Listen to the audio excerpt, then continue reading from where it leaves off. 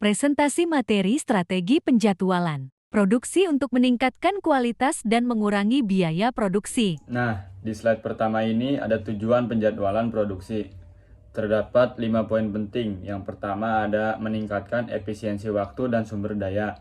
Dan yang kedua ada meminimalkan waktu tunggu antar proses. Yang ketiga ada menghindari bottleneck atau hambatan produksi. Dan yang keempat ada mengoptimalkan kualitas hasil produksi. Dan yang terakhir yaitu mengurangi biaya operasional dan pemborosan. Lanjut slide kedua. Lanjut di slide kedua. Di slide kedua ini ada jenis strategi penjadwalan produksi. Apa aja sih jenis strategi itu? Yaitu ada 4. Yang pertama ada make to order atau MTO, ialah produksi berdasarkan pasaran pelanggan. Yang kedua ada make to stock atau MTS, ialah produksi untuk persediaan. Yang ketiga ada just in time atau JIT, yaitu produksi sesuai kebutuhan waktu nyata. Dan yang terakhir ada finite scheduling, yaitu penjadwalan berdasarkan kapasitas real. Mungkin selanjutnya akan disampaikan oleh teman saya pada slide selanjutnya. Terima kasih. Baik, di sini selanjutnya yaitu langkah strategis penjadwalan yang efektif. Yang pertama yaitu kita harus menganalisis permintaan dan kapasitas produksi, di mana kita harus mengetahui berapa banyak permintaan dari customer, dan kita juga harus mengetahui berapa banyak kapasitas yang harus kita produksi. Selanjutnya yaitu prioritaskan pesanan yang paling penting. Misalnya yaitu berdasarkan deadline atau profit yang akan dihasilkan.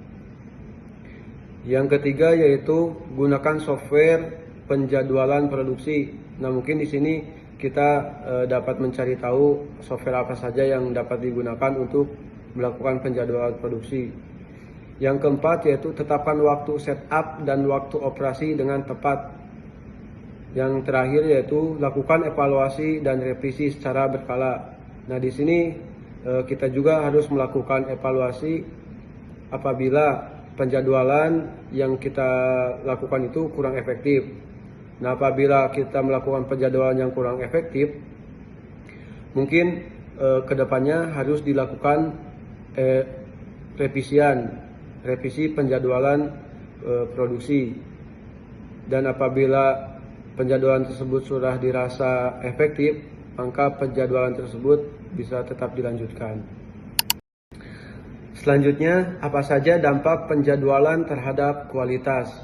Di sini ada beberapa dampak dari penjadwalan terhadap kualitas produk itu sendiri. Yang pertama yaitu proses produksi lebih terkontrol. Penjadwalan yang terstruktur memastikan setiap tahapan produksi berjalan dengan sesuai urutan dan waktu yang telah ditentukan, sehingga kualitas lebih konsisten dan lebih dipercaya. Yang selanjutnya yaitu menghindari produksi terburu-buru. Dengan waktu kerja yang terencana, operator produksi tidak terburu-buru menyelesaikan tugasnya.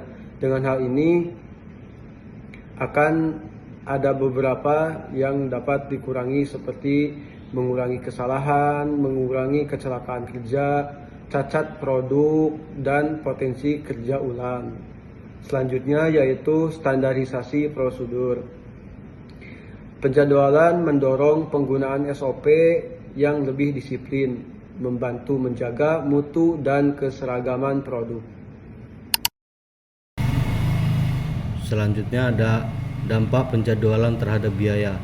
Ini ada 4. Yang pertama, mengurangi overtime tenaga kerja. Yang kedua, meminimalkan pemborosan bahan baku. Yang ketiga, meningkatkan biaya lembur dan idle time mesin. Dan yang keempat, efisiensi dalam logistik dan pengiriman. Baik, di sini saya ingin melanjutkan presentasi pada pertemuan ke-14.